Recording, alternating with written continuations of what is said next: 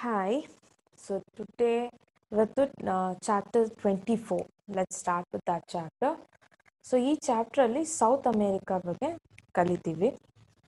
ಹೇಗೆ ಅಲ್ಲಿರೋ ಅದು ಫಿಸಿಕಲ್ ಸೆಟ್ಟಿಂಗ್ಸ್ ಹೇಗಿದೆ, ಲೊಕೇಶನ್ ಎಲ್ಲಿದೆ, ಗ್ಲೋಬಲಿ ಎಲ್ಲಿ ಲೊಕೇಟ್ ಆಗಿದೆ, ಅಲ್ಲಿರೋ ವೆಜಿಟೇಷನ್ಸ್ ಏನು, ಅಲ್ಲಿ ಯಾವ್ಯಾವ ಪ್ರಾಣಿಗಳಿದೆ, ಅಗ್ರಿಕಲ್ಚರ್ ಬೇಸ್ಡ್ ಕಂಟ್ರಿನ ಯಾವ ರೀತಿ ಯಾವ ಕ್ರಾಪ್ಸ್ ಅಲ್ಲಿ ಬೆಳೀತಾರೆ ಅನ್ನೋದೆಲ್ಲ ಡೀಟೇಲ್ ಆಗಿ ಕಲಿಯೋಣ. ಸೊ ಈ ಚಾಪ್ಟರ್ನ 2 ಭಾಗ ಆಗಿದೆ, ಪಾರ್ಟ್ 1 ಅಂಡ್ ಪಾರ್ಟ್ 2 ಅಂತ ಇದೆ. Okay, so let's get started with part 1. So introduction. South America is the 4th largest in the world. Andre it's 4th largest continent in the world. Okay, it is a part of Latin America. When Christopher Columbus reached the continent around 1498 AD, he mistook it for India and called brown-colored natives as the Red Indians. Soon the Europeans, that is Spanish and Portuguese, flooded the continent. So, ಈ ಕಾಂಟಿನೆಂಟು 4th largest, ಅಷ್ಟು ದೊಡ್ಡದು, 4th largest in the world. ಮತ್ತೆ ಇದು Latin ಅಮೇರಿಕಾದ ಒಂದು ಭಾಗ ಆಗೇ ಇರೋದು ಸೌತ್ ಅಮೇರಿಕಾ. ಸೊ ಇಲ್ಲಿ ಕ್ರಿಸ್ಟೋಫರ್ ಕೊಲಂಬಸ್ ಅವರು ಇಂಡಿಯಾನ ಹುಡ್ಕೊಂಡು ಹೋಗುವಾಗ ಅವರು ರೀಚ್ ಆಗಿದ್ದು ಈ ಕಾಂಟಿನೆಂಟ್ ಅಲ್ಲಿ ಬಂದು ರೀಚ್ ಆದ್ರು. ಸೊ ಅದು 1498 AD ಅಲ್ಲಿ ರೀಚ್ ಆದ್ರು. ಆ ಟೈಮಲ್ಲಿ ಅವ್ರು ಏನ್ ಅನ್ಕೊಂಡು ಇದೇ ಇಂಡಿಯಾ ಅಂತ ಅನ್ಕೊಂಡು, ಸೌತ್ ಅಮೇರಿಕಾನ ಇಂಡಿಯಾ ಅಂತ ಅನ್ಕೊಂಡು ಅಲ್ಲಿ ಬ್ರೌನ್ ಕಲರ್ ಅಂದ್ರೆ ಗೋಧಿ ಬಣ್ಣದ ಜನರು ಅಲ್ಲಿರೋರು, ಸೊ ಅವ್ರನ್ನ ರೆಡ್ ಇಂಡಿಯನ್ಸ್ ಅಂತ ಕರೆಯಕ್ ಸ್ಟಾರ್ಟ್ ಮಾಡಿದ್ರು. ಹಾಗೆ ಗೊತ್ತಾಗಿದ ತಕ್ಷಣ ಅಲ್ಲಿ ಯುರೋಪಿಯನ್ಸ್ ತುಂಬಾ ಜನ ಬಂದು ಜೀವನ ಮಾಡಕ್ ಸ್ಟಾರ್ಟ್ ಮಾಡಿದ್ರು ಆ ಒಂದು ಕಾಂಟಿನೆಂಟ್ ಅಲ್ಲಿ, ಸೌತ್ ಅಮೇರಿಕಾದಲ್ಲಿ. ಓಕೆನಾ? Next. So south America is the land of superlatives with Andes and the Amazon. Over a quarter of the world's known copper reserves are found here. It is world's largest producer of coffee. It is popularly called Hollow Land and Land of Grasslands. The study of South America helps us to know the various geographical and economic features of the continent. So south ಅಮೇರಿಕಾದಲ್ಲಿ ತುಂಬಾನೇ ದೊಡ್ಡ ಬೆಟ್ಟಗಳು, ಅದ್ರ ಜೊತೆಗೆ rivers ತುಂಬಾ ಜಾಸ್ತಿ ಇದೆ. So ಈ ಕಂಟ್ರಿಯಲ್ಲಿ ಕಾಪರ್ಸ್ ತುಂಬಾನೇ, that is a mineral, so ಅದು ತುಂಬಾನೇ ಸಿಗೋ ಜಾಗ. ಸೌತ್ ಅಮೆರಿಕಾದಲ್ಲಿ ತುಂಬಾನೇ ಕಾಪರ್ ರಿಸರ್ವ್ಸ್ ತುಂಬಾ ಜಾಸ್ತಿ ಇದೆ. ಅದೇ ರೀತಿ this is the largest in the world coffee producer ಯಾವುದು? South America. ಓಕೆನಾ? ಸೊ ಅದಕ್ಕೆ ಬೇರೆ ಬೇರೆ ಹೆಸರು ಇದೆ, ದಟ್ ಇಸ್ ಹೋಲೋ ಲ್ಯಾಂಡ್ ಮತ್ತೆ ಲ್ಯಾಂಡ್ ಆಫ್ ಗ್ರಾಸ್ ಲ್ಯಾಂಡ್ಸ್ ಅಂತಲೂ ಕರೀತಾರೆ. ಸೊ ಈ ಸೌತ್ ಅಮೆರಿಕಾದಲ್ಲಿ ತುಂಬಾ ಡಿಫ್ರೆನ್ಸಸ್ ಇದೆ.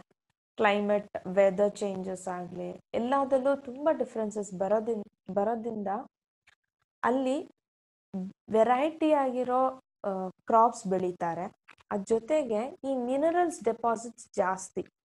ಸೊ ಹಾಗಾಗಿ ಅಲ್ಲಿ ತುಂಬಾ ವೆರೈಟಿ ಆಫ್ ಮಿನರಲ್ಸ್ ಸಿಗುತ್ತೆ. ಅದೇ ರೀತಿ ಕ್ಲೈಮೇಟ್ ಚೇಂಜಸ್ ಇದೆ. ಸೊ ನಿಮಗೆ ಒಂದ್ ಕಡೆ ಪೂರ್ತಿ ಬೆಟ್ಟ ಹಾಕೊಂಡಿದ್ರೆ ಇನ್ನೊಂದ್ ಕಡೆ ತುಂಬಾ ರಿವರ್ಸ್ ಹರಿತಾ ಇದೆ. ಸೊ ಹೀಗಾಗಿ ಇದೆಲ್ಲ ಸೌತ್ ಅಮೆರಿಕಾಗ ಒಂದು ಅಡ್ವಾಂಟೇಜ್ ಆಗಿ, ಬಿಕಾಸ್ ಆಫ್ ವಿಚ್ ಅದು ಎಕನಾಮಿಕಲಿ ತುಂಬಾನೇ ಅಡ್ವಾನ್ಸ್ ಟೆಕ್ನಾಲಜಿ ಕೂಡ ಯೂಸ್ ಮಾಡ್ತಾ ಇದೆ. ಅದೇ ರೀತಿ ಒಂದು ಡೆವಲಪ್ಡ್ ಕಂಟ್ರಿ ಕೂಡ ಆಗಿದೆ ಸೌತ್ ಅಮೆರಿಕಾ. ಅಂದ್ರೆ development of a country is very important. ಈ ವೆಜಿಟೇಷನ್ಸ್ ಆಗ್ಲಿ, ನ್ಯಾಚುರಲ್ ರಿಸೋರ್ಸಸ್ ಯಾವ ತರ ಇದೆ ಅಲ್ಲಿ ಅನ್ನೋದೆಲ್ಲ, ಅದೆಲ್ಲ ಒಂದು ಆಡೆಡ್ ಆನ್ ಅಡ್ವಾಂಟೇಜ್ ಒಂದು ಕಂಟ್ರಿಗೆ. ಸೊ ಹಾಗಾಗಿ ಸೌತ್ ಅಮೆರಿಕಾಗ ಆ ಥರ ಎಲ್ಲ ತುಂಬಾ ಅಡ್ವಾಂಟೇಜಸ್ ಇದೆ. So next, location, extent and physical settings. So location, the continent lies mainly in the southern hemisphere. ಅಂದ್ರೆ ಗ್ಲೋಬಲ್ಲಿ ಸದರ್ನ್ ಪಾರ್ಟ್ ಅಲ್ಲಿ ಜಾಸ್ತಿ ಕಾಂಟಿನೆಂಟ್ದು most of the part of this South America is located in the southern hemisphere, globally ಕೆಳಭಾಗದಲ್ಲಿದೆ. A small portion found in the northern hemisphere. Okay, ಅಂದ್ರೆ ಚಿಕ್ಕ ಭಾಗ north upper hemisphere ಅಲ್ಲಿ ಕಾಣುತ್ತೆ ನಿಮಗೆ. The equator and the Tropic of Capricorn passes through the continent. It is inverted triangle in shape. ಅಂದ್ರೆ ಅದು ಉಲ್ಟಾ ಟ್ರಯಾಂಗಲ್ ಹೇಗೆ ಕಾಣುತ್ತೆ ನಿಮಗೆ ಆ ರೀತಿಯಲ್ಲಿ ಇರೋದು ಈ continent shape. Border in the north and tapers towards the south. Its latitude and longitudinal extent is 12 degree north to 56 degree south latitudes and 35 degree west to 81 degrees west longitudes. The continent of South America is located in the western hemisphere. Okay, now so next ಇದು physical settings. Next let's learn about physical settings. The continent is surrounded by waters on all the sides except in the north.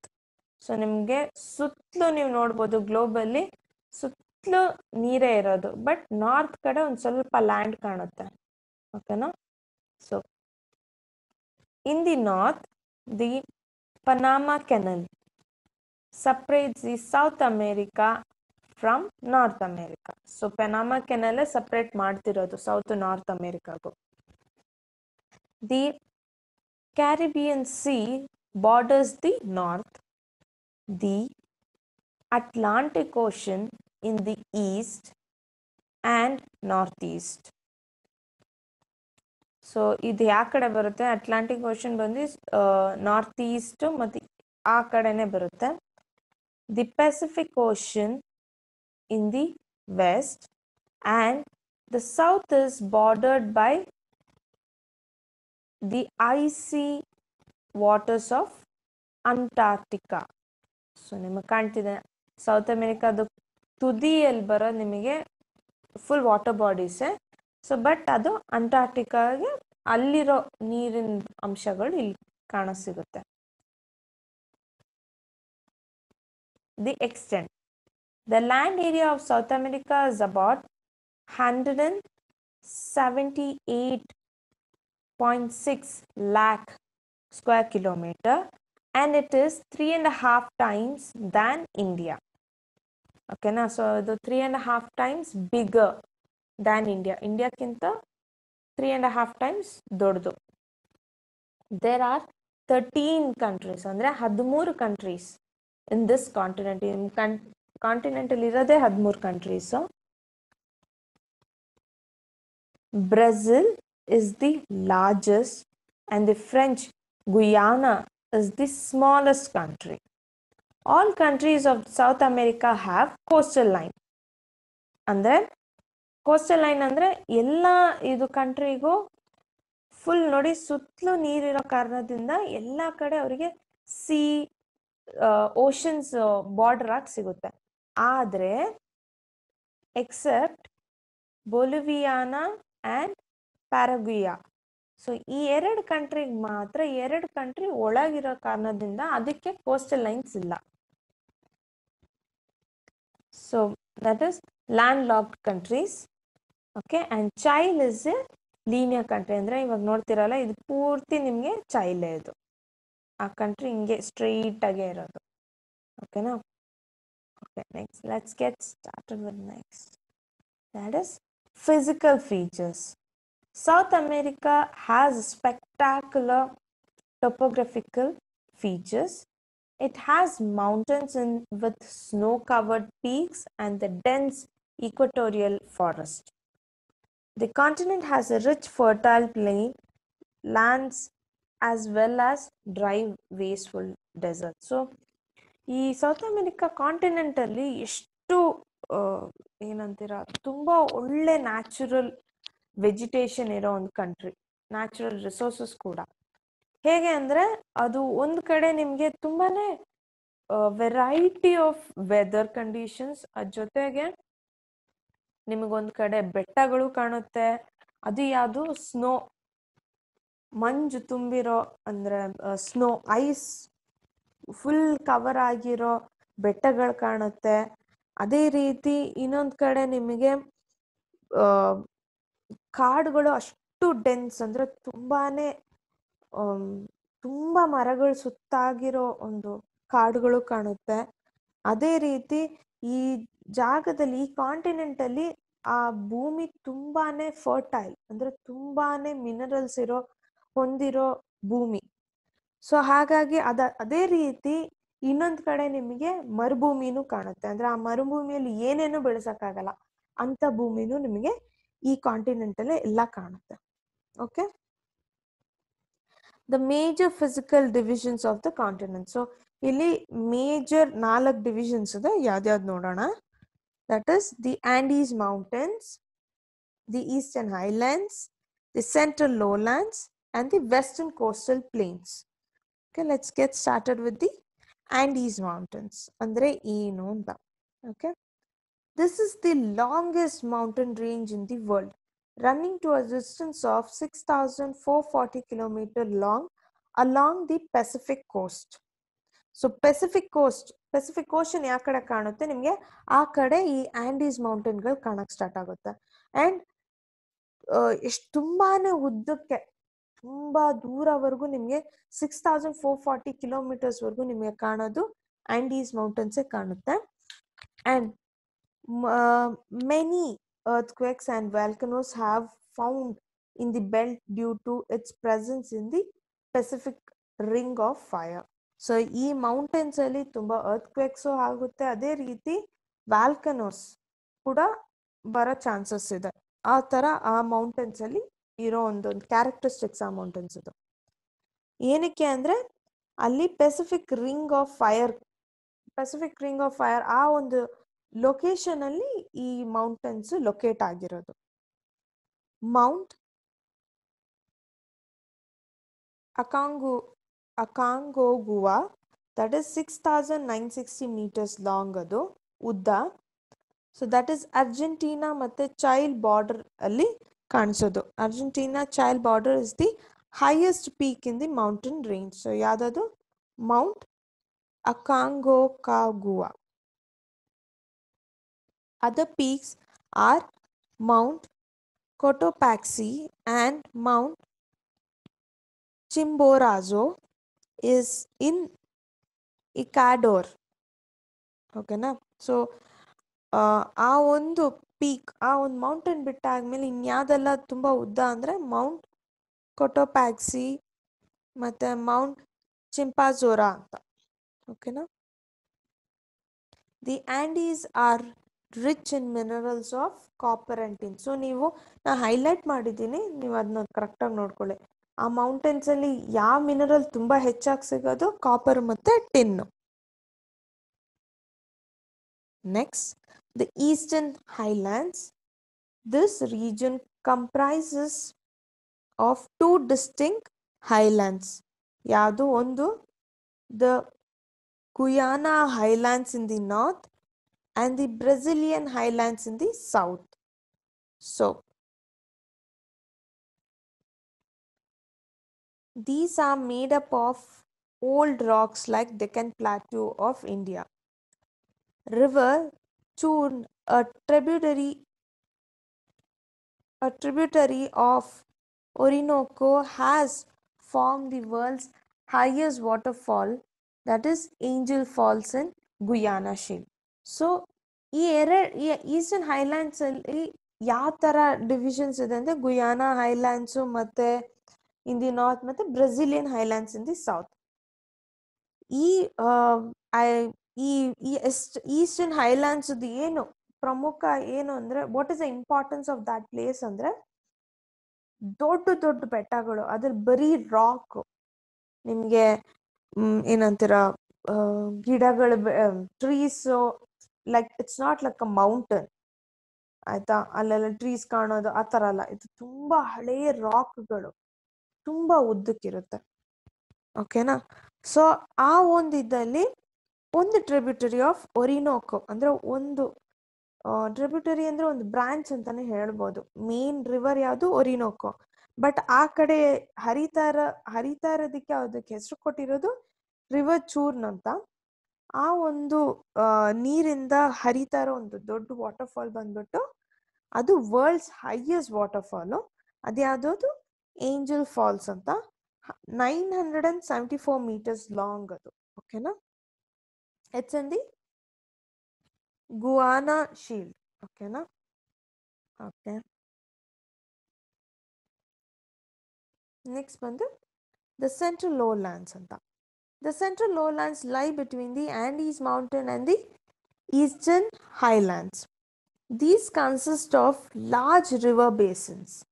So ನಿಮಗೆ ಇದು ಎರಡು Andes mountains ಮತ್ತು eastern Highlands ಮಧ್ಯದಲ್ಲಿ ಸಿಗೋದೆ ನಿಮಗೆ central ಲೋಲ್ಯಾಂಡ್ಸು. ಇದು ಹೇಗೆ? ಇದು ತುಂಬಾನೇ ದೊಡ್ಡ ಬೇಸಿನ್ಸ್ ಅಂದ್ರೆ ಏನಂತೀರಾ?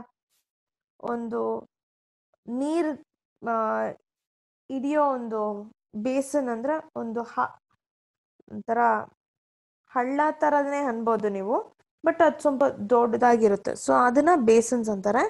So large river basins, so ತುಂಬ ದೊಡ್ಡ ಹಳ್ಳದ ಥರ ಫಾರ್ಮ್ ಆಗ್ಬಿಟ್ಟು ಅಲ್ಲೆಲ್ಲ ನೀರು ತುಂಬಿರುತ್ತೆ. They are the Amazon, the Orinoco and La Plata river basins. So ಇದು ಮೂರು: Amazon, Orinoco and the La Plata river basin. So ಇದೆಲ್ಲ ವೆಲ್ ನೋನ್ ರಿವರ್ಸ್ ಆ್ಯಂಡ್ ಅದೇ ರೀತಿ ತುಂಬ ದೊಡ್ಡ ದೊಡ್ಡ ರಿವರ್ಸ್ ಕೂಡ ಅದು. The Amazon basin is the most notable and the largest among them. Amazon ತುಂಬಾನೇ ಇಂಪಾರ್ಟೆಂಟ್, ಅದ್ರ ಜೊತೆಗೆ ತುಂಬಾನೇ ದೊಡ್ಡ river. The Orinoco river forms the plain land in the northern part, which is separated by the Guyana highlands from the Amazon basin. Gran Chaco, the hunting land, is the vast lowland alluvian area found on the east of Andes. It is famous for grazing in south central parts of South America. So Amazon ತುಂಬಾನೇ ದೊಡ್ಡದು. And ಅದೇ ಜೊತೆಗೆ Orinoco river ಹೇಗೆ plain land forms the plain land in the northern part. So north part ಕಡೆ ಆ river ಯಾವ ಕಡೆ ಎಲ್ಲ ಹರ್ಕೊಂಡ್ಬರ್ತಿದ್ಯೋ ಅಲ್ಲೆಲ್ಲ ಪ್ಲೇನ್ ಲ್ಯಾಂಡ್ಸು, ಬೆಟ್ಟ ಗುಡ್ಡ ಆ ಥರ ಏನು ಕಾಣಲ್ಲ ನಿಮಗೆ. ಆದರೆ ಅದನ್ನ ಸಪ್ರೇಟ್ ಆಗ್ತಿರೋದೆಲ್ಲಿ? ಗುಯಾನಾ ಹೈಲ್ಯಾಂಡ್ಸ್ ಕಡೆ. ಫ್ರಮ್ ದಿ ಅಮೆಝಾನ್ ಬೇಸಿನ್ ಕಡೆಯಿಂದ ಅದು ಸಪ್ರೇಟ್ ಆಗಕ್ಕೆ ಸ್ಟಾರ್ಟ್ ಆಗುತ್ತೆ. ಆ್ಯಂಡ್ ಇದೇ ಜಾಗದಲ್ಲಿ ನಿಮಗೆ ತುಂಬ central part of South America ಹೇಗಿದೆ ಅಂದರೆ ತುಂಬ ಗ್ರೇಸಿಂಗ್, ಅಂದರೆ ತುಂಬ ಗ್ರಾಸ್ಗಳಿರೋದು. ಆ ಕಾರಣದಿಂದ ತುಂಬ ಗ್ರೇಸಿಂಗ್ ಅಂದರೆ ಈ ಹಸುಗಳು, ಮೇಕೆಗಳನ್ನ ಗ್ರೇಸ್ ಹುಲ್ ತಿನ್ನಕ್ಕಾಗಿ ಬಿಡೋ ಜಾಗಗಳದೆಲ್ಲ. ಓಕೆನಾ? The West Coastal Plains. These are narrow plains found between the Pacific Ocean and the Andes mountain range. The West Coast is almost devoid of coastal plains except in patches because the Andes mountains rise steeply from the coast. So West Coastal Plains ಯಾವ ಕಡೆ ಇದೆ? Pacific ocean ಮತ್ತು Andes ಮಧ್ಯದಲ್ಲಿ, Andes mountain ಮಧ್ಯದಲ್ಲಿ ನಿಮ್ಗೆ ಕಾಣೋದೆ Pacific coastal ಪ್ಲೇನ್ಸು. ಇದು ಹೇಗಿದೆ ಅಂದರೆ ಕೋಸ್ಟಲ್ ಪ್ಲೇನ್ಸು ಪ್ಯಾಚ್ ವೈಸ್ ಇದೆ. ಯಾಕಂದರೆ ಈ ಆಂಡೀಸ್ ಮೌಂಟೇನು ತುಂಬಾನೇ ಏನಂತೀರ, ತುಂಬಾನೇ ಸ್ಟೀಪ್ ಅಂದರೆ ತುಂಬ ಆಳವಾಗಿ ಹೋಗೋದು. ಓಕೆನಾ? ಸೊ ಹಾಗಾಗಿ ಕೋಸ್ಟಲ್ ಪ್ಲೇನ್ ನಿಮಗೆ ಪೂರ್ತಿ ಒಂದು ಸ್ಟ್ರೆಚಲ್ಲಿ ಫುಲ್ಲಾಗಿ ಕಾಣೋಕ್ಕಾಗಲ್ಲ, ಮಧ್ಯದಲ್ಲಿ ಕಾಣುತ್ತೆ. Narrow coastal plains are found in central Chile and Colombia along the western coast. Okay, the coastal line is indented, ಅಂದ್ರೆ broken. ನಾನು ಹೇಳಿದ ಪ್ರಕಾರ ಅದು ಫುಲ್ ಕಂಟಿನ್ಯೂಟಿ ಕಾಣಲ್ಲ ನಿಮಗೆ, ಅರ್ಧ ಕಾಣುತ್ತೆ. Many big cities lie in the coastal plains. There are many islands in the southern part, that is Falkland, Hornos Islands. But Galapagos lies in the southwest of South America. So ಯಾವ islands ಅದು Falkland islands, Hornos islands. ಆದರೆ north west ಕಡೆ ಯಾವ್ದಿರೋದು Galapagos. ಓಕೆನಾ? So these are the names. ಅಲ್ಲಿ ಎಲ್ಲಿ locate ಆಗಿದೆ, ಯಾವ ರೀತಿ ಲೊಕೇಟ್ ಆಗಿದೆ ಅನ್ನೋದು ಕಲ್ತ್ಕೊಳ್ಳಿ. So the rivers and the lakes ಬಗ್ಗೆ ಕಲಿಯೋಣ ಸೌತ್ ಅಮೆರಿಕಾದು. So the Amazon that is female warrior ಅಂತ ಹೇಳ್ತಾರೆ ಅದನ್ನ. So the Amazon is over here, ನಿಮ್ಗೆ ರೈಟ್ ಸೈಡ್ ಕಾಣುತ್ತೆ. ಮತ್ತು ಪರಾನಾ, ಪ್ಯಾರಾಗುಯಾ, ಉರುಗುಯಾ and the Orinoco are the important river systems of South America. Please remember the names, okay na? The Amazon River, which rises in the Andes, is the longest in the South America. So adu elli rise agodu Andes ಆ ಕಡೆ, ಆ mountains ಕಡೆಯಿಂದನೇ race ಆಗೋದು ಅದು. And ಅದೇ ತುಂಬ longest South ಅಮೇರಿಕಾದಲ್ಲಿ. Long and ಅಲ್ಲದೆ longest river in the world ಕೂಡ Amazon. It is navigable to a great extent along its courses. ಅಂದರೆ ಅದು ಸುತ್ತ ಹಂಗೆ ಹರ್ಕೊಂಡು ತುಂಬ ದೂರವರೆಗೂ ಹೋಗುತ್ತೆ. The Orinoco is another important river system.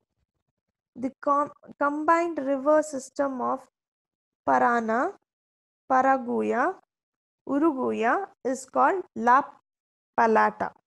ಓಕೆನಾ? ಸೊ ಈ 3 ರಿವರ್ಸ್ ನಿಮಗೆ ಇಲ್ಲಿ ಕಾಣುತ್ತೆ. ಪರಾನ, ಆಲ್ ದೀಸ್ 3 ರಿವರ್ಸ್ ಜೊತೆಗೆ ಸೇರ್ಕೊಂಡು ಕರೆಯೋದೇನದನ್ನ ಲಾ ಪಲಾಟ ಅಂತ.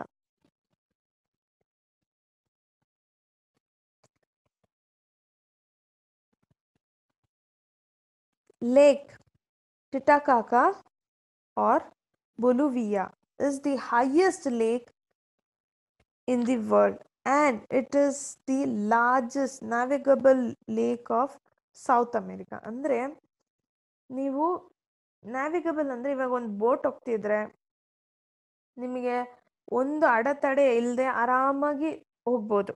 ಸೊ ಅದನ್ನ ನ್ಯಾವಿಗಬಲ್ ಅಂತೀವಿ. ಆ ಥರ ಒಂದು ರಿವರ್ ಕೂಡ ಇದು. And it is one of the largest. ಎಷ್ಟು ದೂರ ಬೇಕಂದ್ರೂ ಹೋಗ್ಬೋದು.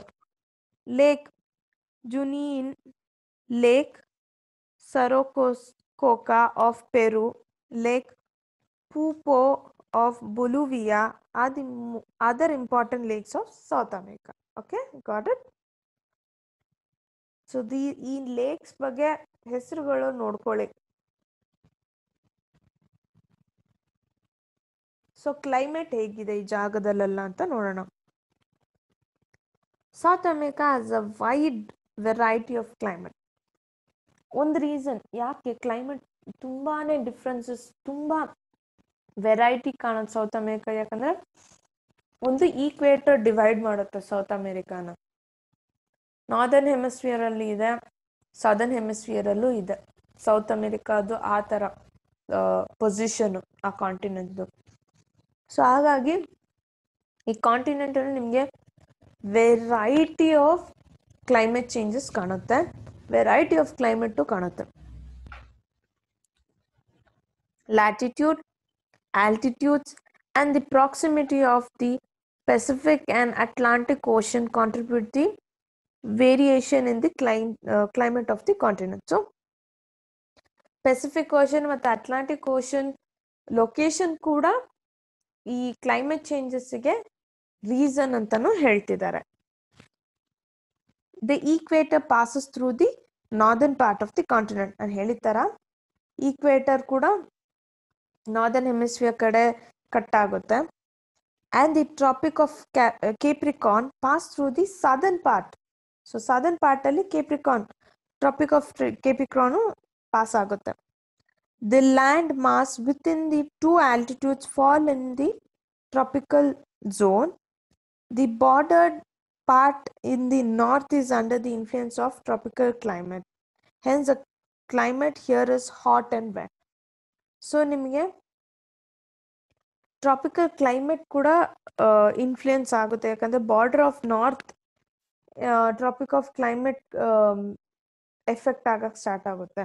ಬಿಕಾಸ್ ಆಫ್ ವಿಚ್ ಇಲ್ಲಿ ಮೋಸ್ಟ್ಲಿ ಹೇಗಿದೆ, ತುಂಬಾನೇ ಹಾಟ್, ತುಂಬಾ ಸೆಕೆ ಇನ್ನೂ ಇರುತ್ತೆ, ಅದೇ ತರ ವೆಟ್, ಅಂದ್ರೆ ಒಂದೇ ಇದಲ್ಲಿ ಏನಂತೀರ ಹಾಟ್ ಅಂಡ್ ವೆಟ್ ಬೋತ್ ಎರಡು ಟೈಪ್ ಆಫ್ ಕ್ಲೈಮೇಟ್ ನಿಮಗೆ ಕಾಣಿಸುತ್ತೆ.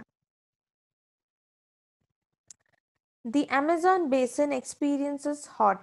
ಸೊ ನೀವು ನೋಡಿದ ಪ್ರಕಾರ, ನಾ ಹೇಳಿದ ಪ್ರಕಾರ Amazon basis is nothing but ಈ ರಿವರ್ ಎಲ್ಲಿ ಫ್ಲೋ ಆಗಿ ಹೋಗ್ತಿದ್ಯೋ ಆ ಒಂದು ಪರ್ಟಿಕ್ಯುಲರ್ ಜಾಗದಲ್ಲಿ ತುಂಬಾನೇ ಸೆಕೆ ಆರ್ ಹಾಟ್ ಎಕ್ಸ್ಪೀರಿಯನ್ಸ್ ಆಗುತ್ತೆ. Wet equatorial climate due to the presence of equator. ಅದೇ ರೀತಿ ವೆಟ್ ಒಂಥರ ಏನಂತೀರ, ಮಳೆ ಬರೋ ಚಾನ್ಸಸ್ಸು ಇರೋ ಒಂದು ಜಾಗದಲ್ಲಿ ಹೇಗಿದೆ, ಬಿಕಾಸ್ ಆಫ್ ದಿ ಈಕ್ವೇಟರ್ ಎಲ್ಲಿ ಪಾಸ್ ಆಗ್ತಿದ್ಯೋ ಅಲ್ಲೆಲ್ಲ ನಿಮ್ಗೆ ಆ ಥರನೂ ಕ್ಲೈಮೇಟ್ಸ್ ಕಾಣುತ್ತೆ. The region experiences conventional rainfall almost every day. ಅಂದರೆ ಎವ್ರಿ ಡೇ ನಿಮಗೆ ಈ ಜಾಗದಲ್ಲಿ ಮಳೆ ಕಾಣಿಸುತ್ತೆ. Heavy rainfall favours dense forest in this region. So ಈ ವೆಟ್ ರೀಜನ್ ಎಲ್ಲಿ ನಿಮಗೆ ಕಾಣುತ್ತೋ ಅಲ್ಲಿ ಆ ಜಾಗದಲ್ಲೆಲ್ಲ ರೈನ್ಫಾಲ್ ಎವ್ರಿ ಡೇ ಇದೆ. ಅದಲ್ಲದೆ ತುಂಬಾನೇ ಜಾಸ್ತಿ ರೈನ್ಫಾಲ್ ಇರೋ ಕಾರಣದಿಂದಾಗಿ ಇಲ್ಲಿ ತುಂಬಾನೇ ಡೆನ್ಸ್ ಅಂದ್ರೆ ಥಿಕ್ ಆಗಿರೋ ಫಾರೆಸ್ಟ್ಗಳನ್ನ ಕಾಣಿಸುತ್ತೆ. The Amazon basin has a thick forest which is the home of flora and fauna. reptiles, birds, monkeys are common in this belt. So Amazon basin ಅಂದರೆ ಅಮೆಝಾನ್ ರಿವರ್ ಎಲ್ಲೆಲ್ಲ ಇದೆ ಅಲ್ಲೆಲ್ಲ ತುಂಬಾನೇ ತಿಕ್ಕಾಗಿರೋ ಫಾರೆಸ್ಟ್ ಕಾಣುತ್ತೆ. ತುಂಬಾನೇ ಹತ್ರದಲ್ಲೇ ಮರಗಳು ಬೆಳ್ಕೊಂಡ್ಬಿಟ್ಟಿರುತ್ತೆ. ಬಿಕಾಸ್ ಆಫ್ ವಿಚ್ ನಿಮ್ಗೆ ಅಲ್ಲಿ ತುಂಬ ವೆರೈಟಿ ಆಫ್ ಫ್ರಾನಾ ಆ್ಯಂಡ್ ಫೌನಾ, ಅಂದರೆ ತುಂಬ ವೆರೈಟಿ ಆಫ್ ಫ್ಲವರ್ಸ್ ಕಾಣುತ್ತೆ. ಅದೇ ರೀತಿ ಮೀನುಗಳು, ವೆರೈಟಿ ಆಫ್ ಪ್ಲಾಂಟ್ಸ್ ಕಾಣುತ್ತೆ. ರೆಪ್ಟೈಲ್ಸ್ ಇಸ್ ನಥಿಂಗ್ ಬಟ್ ಈ ಲಿಸರ್ಡ್ಸು, ಆ ಥರದ್ದು ತುಂಬ ವೆರೈಟಿ, ಒಂದೇ ರೀತಿ ಅಲ್ಲ, ತುಂಬ ವೆರೈಟೀಸ್ ಕಾಣುತ್ತೆ. ಬರ್ಡ್ಸ್ ಕೂಡ ಆ್ಯಂಡ್ ಮಂಕೀಸ್ ಕೂಡ ಕಾಣುತ್ತೆ ಈ ಒಂದು ರೀಜನಲ್ಲಿ. The Andes mountain ranges run almost the full length of the western margin of the continent. So western ಕಡೆ, western side of this continent, South ಅಮೆರಿಕಾದು ಆಂಡೀಸ್ ಮೌಂಟೇನೇ ಕಾಣುತ್ತೆ ನಿಮಗೆ.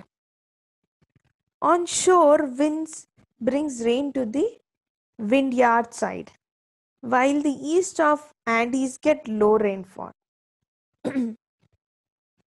ಸೊ ವಿಂಡ್ಯಾರ್ಡ್ ಸೈಡ್ ನಿಮಗೆ ಎಲ್ಲಿ ಇದು ನಿಮಗೆ ಕಾಣುತ್ತೋ, ಆಂಡೀಸ್ ಮೌಂಟೇನ್ಸ್ ಯಾವ ಕಡೆ ಕಾಣುತ್ತೋ ಅಲ್ಲೆಲ್ಲ ಒಳ್ಳೆ ಗಾಳಿಗಳು ಬರುತ್ತೆ.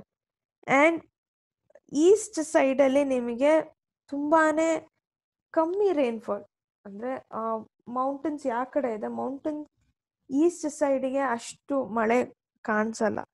This is the rain shadow region and the temperate desert belt Patagonia of South America. So ಈ ಕಡೆ ಮಳೆ ಜಾಸ್ತಿ ಕಾಣಲ್ಲ. ಸೊ ಆ ಕಡೆ ಏನು west side of Andes belt ಏನಿದೆ, ಡೆಸರ್ಟ್ ಕಾಣಕ್ಕೆ ಸ್ಟಾರ್ಟ್ ಆಗುತ್ತೆ. ಓಕೆನಾ? Ocean currents also influence the climate of continent. So ಓಷನಲ್ಲಿ ನಿಮಗೆ ಕರೆಂಟ್ಸ್ ಪಾಸ್ ಆಗ್ತಾ ಇರುತ್ತೆ, ಬಿಕಾಸ್ ಆಫ್ ವಿಚ್ ಅದು ಕೂಡ ಕ್ಲೈಮೇಟ್ಗೆ ಎಫೆಕ್ಟ್ ಆಗ್ತಿದೆ. Warm Brazilian current move along the eastern coast and it causes rainfall. So warm Brazilian current ಕೂಡ eastern ಕೋಸ್ಟಲ್ಲಿ ಬರೋದ್ ಕಾರಣದಿಂದಾಗಿ ಆ ಕಡೆ ಮಳೆ ಆ ಒಂದು ವಾರ್ಮ್ ಬ್ರೆಸಿಲಿಯನ್ ಕರೆಂಟ್ ಇಂದಾನೆ ಮಳೆ ಅಲ್ಲಿ ಬರೋದು ಈಸ್ಟರ್ನ್ ಕೋಸ್ಟ್ ಕಡೆ. While the cold Peruvian current reduces the temperature in the western coast and keeps it dry. So Peruvian current ಅಂತ ಅದು ಎಲ್ಲಿ ಯಾವ ಕಡೆ ಹೋಗುತ್ತೆ, ವೆಸ್ಟರ್ನ್ ಕೋಸ್ಟ್ ಕಡೆ. ಅದು ಟೆಂಪ್ರೇಚರ್ನ ತುಂಬ ಕಮ್ಮಿ ಮಾಡಿಬಿಟ್ಟು ಅಲ್ಲಿ ತುಂಬ ಡ್ರೈ, ಅಂದರೆ ಅಷ್ಟು ಮಳೆ ಕಾಣಿಸಲ್ಲ ನಿಮಗೆ, ತುಂಬ ಶೆಕೆ ಇರೋ ಒಂದು ಜಾಗ. Therefore, the northern Chile and parts of southern Peru have hot desert Atacama type climate. ಓಕೆನಾ? ಸೊ ನಿಮಗೆ ಯಾವ ಕಡೆ ನಾರ್ದನ್ ಚೈಲು ಮತ್ತು ಪಾರ್ಟ್ಸ್ ಆಫ್ ಸದರ್ನ್ ಪೆರು ಕಡೆ ಎಲ್ಲ ನಿಮ್ಗೆ ಏನು ಒಂಥರ ಡೆಸರ್ಟ್ ಮರುಭೂಮಿಗೆ ಹೋದ್ರೆ ಹೇಗಿರುತ್ತೆ ಕ್ಲೈಮೇಟ್ ಆ ಥರ. ಸೊ ಅದನ್ನ ಯಾವ ಟೈಪ್ ಅಂತಾರೆ? ಅಟಕಾಮ ಟೈಪ್ ಆಫ್ ಕ್ಲೈಮೇಟ್ ಅಂತ ಹೇಳ್ತಾರೆ. Western part of Andes and the southernmost region of Chile receive rainfall throughout the year. The western parts of Andes ಮತ್ತೆ southernmost region of Chile ಗೆ ಪೂರ್ತಿ rainfall throughout every day, ಒಂದು ಇಯರಲ್ಲಿ every day ನಿಮಗೆ rainfall ಕಾಣುತ್ತೆ ಅಲ್ಲಿ. And it is maximum in the winter ಆದರೆ extreme ಆಗಿ ಮಳೆ ಬರುತ್ತೆ. This region has oceanic climate. So ಈ ಜಾಗದಲ್ಲಿ ಬರೋ ಕ್ಲೈಮೇಟ್ ಏನಂತಾರೆ? ಓಷೋನಿಕ್ ಕ್ಲೈಮೇಟ್ ಅಂತ ಹೇಳ್ತಾರೆ. North and central Chile coast region has warm summers and mild winters with rainfall in the winter. So north ಮತ್ತು ಸೆಂಟ್ರಲ್ ಚೈಲಲ್ಲಿ ಹೇಗಿರುತ್ತೆ? ಕೋಸ್ಟಲ್ ಕಡೆ ಎಲ್ಲ ವಾರ್ಮ್ ಸಮ್ಮರ್ಸ್ ಅಂದರೆ ಶೆಕೆ ಜಾಸ್ತಿ ಇರುತ್ತೆ, ತುಂಬ ಜಾಸ್ತಿನೂ ಇರಲ್ಲ, ಬಟ್ ಶೆಕೆ ಇರುತ್ತೆ. ಅದೇ ರೀತಿ ವಿಂಟರಲ್ಲಿ ಮಳೆನೂ ಕಾಣಿಸ್ಕೊಳ್ಳುತ್ತೆ. This region has a Mediterranean type of climate. Atacama Desert Calama is the driest area on the earth. No rainfall for last 200 years. So Atacama Desert ಅಲ್ಲಿ ಮಳೆನೇ ಬರೋಲ್ಲ. 200 ಇಯರ್ಸ್ ಆಗ್ಬಿಟ್ಟಿದೆ ಮಳೆ ಅಲ್ಲಿ ಬಂದು. ಸೊ ಅಲ್ಲಿ ತುಂಬಾನೇ ಡ್ರೈ, ಅಂದರೆ ತುಂಬಾನೇ ಏನಂತೀರ, ಮಳೆ ಬರದೇ ಇರೋ ಕಾರಣದಿಂದ ನಿಮ್ಗೊಂಥರ ಡ್ರೈ ಫೀಲಿಂಗ್ ಅಲ್ಲಿರುತ್ತೆ, ತುಂಬ ಶೆಕೆನೂ ಇರುತ್ತೆ. ನ್ಯಾಚುರಲ್ ವೆಜಿಟೇಷನ್ ಬಗ್ಗೆ ಕಲಿಯೋಣ. The equatorial region of Amazon basin has dense tropical forest. So ನಿಮಗೆ ಮುಂಚೆನೇ ನೀವು ಓದಿದ ಪ್ರಕಾರ ಅಮೆಜಾನ್ ಬೇಸಿನ್ ಯಾವ ಕಡೆ ಎಲ್ಲ ಇದೆಯೋ ಅಲ್ಲೆಲ್ಲ ತುಂಬ ಥಿಕ್ ಫಾರೆಸ್ಟ್ ಇದೆ. So it has dense tropical rain forest. It is the world's largest rain forest, locally called selvas. Evergreen trees of the hardwood with dense canopy of trees are found here. ಅಂದರೆ ಇಲ್ಲಿ ಯಾವಾಗ ನೋಡಿದ್ರೂ full ಗ್ರೀನಾಗೆ ಕಾಣೋದು ಮರ. ನಿಮಗೆ ಅದು ಬತ್ತೋಗಿರೋ ಥರ ಕಾಣಲ್ಲ ಮರಗಳು. ಸೊ ಆ ಎಲ್ಲ ಲೀವ್ಸು ಗ್ರೀನಿಶ್ ಆಗಿರುತ್ತೆ. Mahogany and ebony are valuable trees in this area. So ಇದೆರಡು ತುಂಬ ಇಂಪಾರ್ಟೆಂಟ್ ಟ್ರೀಸ್ ಈ ಒಂದು ಕಾಡಲ್ಲಿ, ರೈನ್ ಫಾರೆಸ್ಟ್ ಅಲ್ಲಿರೋದು. The rubber trees found here are used to make latex. On either side of the equatorial forest grasslands are found. ಅಂದರೆ ಈ equatorial forest ಯಾವ ಕಡೆ ಇದೆ ಆ ಸುತ್ತಲೂ ನಿಮಗೆ ಕಾಣಿಸ್ತಾ ಇರೋದು ಗ್ರಾಸ್ ಲ್ಯಾಂಡ್ಗಳು, ದೊಡ್ಡ ದೊಡ್ಡ ಗ್ರಾಸಸ್ ಬೆಳೆಯೋ ಜಾಗಗಳು. These are known as Llanos in the Orinoco river basin and as Campos in the Brazilian highlands. The south eastern coast of Brazil has tropical deciduous forest. So rain forest ಅದನ್ನ ಏನು ಇನ್ನೊಂದು ಹೆಸರು ಕರೀತಾರೆ, Selvas ಅಂತ ಕರೀತಾರೆ. ಈ rain forest ಅಲ್ಲಿ dense tropical rain forest ಇದು. ಮತ್ತೆ ಅಲ್ಲಿ 2 ಟ್ರೀ ಬೆಳೀತಾರೆ. 2 ಟ್ರೀ ತುಂಬಾ ಇಂಪಾರ್ಟೆಂಟ್. ಯಾವುದು? ಮಹೋಗನಿ ಮತ್ತೆ ಎಬೋನಿ ಅನ್ನೋ ಟ್ರೀಸು. ಇಲ್ಲಿ ರಬ್ಬರ್ ಟ್ರೀಸು ಕಾಣಿಸ್ಕೊಳ್ಳುತ್ತೆ. ಅದು ಏನಕ್ಕೆ ಯೂಸ್ ಮಾಡ್ತಾರೆ? ಲ್ಯಾಟೆಕ್ಸ್ ಮಾಡಕ ಯೂಸ್ ಮಾಡ್ತಾರೆ. ಓಕೆನಾ? ಮತ್ತೆ ಈ ಈಕ್ವಟೋರಿಯಲ್ ಫಾರೆಸ್ಟ್ಗೆ ಆಚೆ ಈಚೆ ನಿಮ್ಗೆ ಏನು ಕಾಣುತ್ತೆ? ಗ್ರಾಸ್ ಲ್ಯಾಂಡ್ಸ್ ಕಾಣುತ್ತೆ.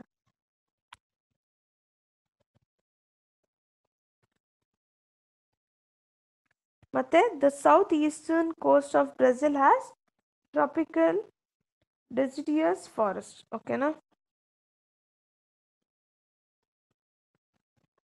south of Grand Chaco region is covered by temperate grasslands to a large extent known as pampas. So ಅದನ್ನ ಏನಂತ ಕರೀತಾರೆ? ಪ್ಯಾಂಪಸ್ ಅಂತ ಕರೀತಾರೆ. The plateau of Patagonia have temperate desert having scrub vegetation on the western side of the Andes. The central region has mixed type of forest.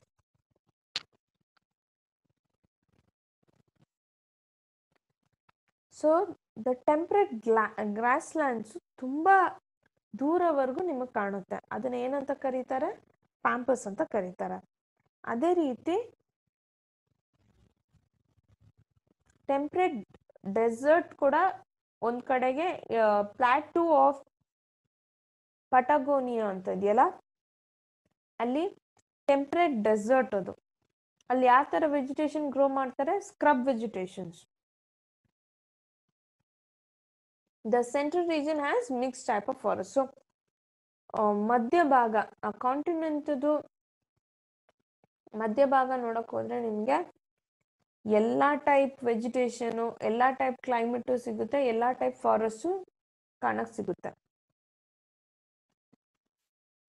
The temperate deciduous forests are found in the lower slopes and coniferous forests are found on the higher slopes. So ಅಲ್ಲಿ ಕೆಳಭಾಗದಲ್ಲಿ ನಿಮಗೆ temperate deciduous forest ಕಾಣುತ್ತೆ.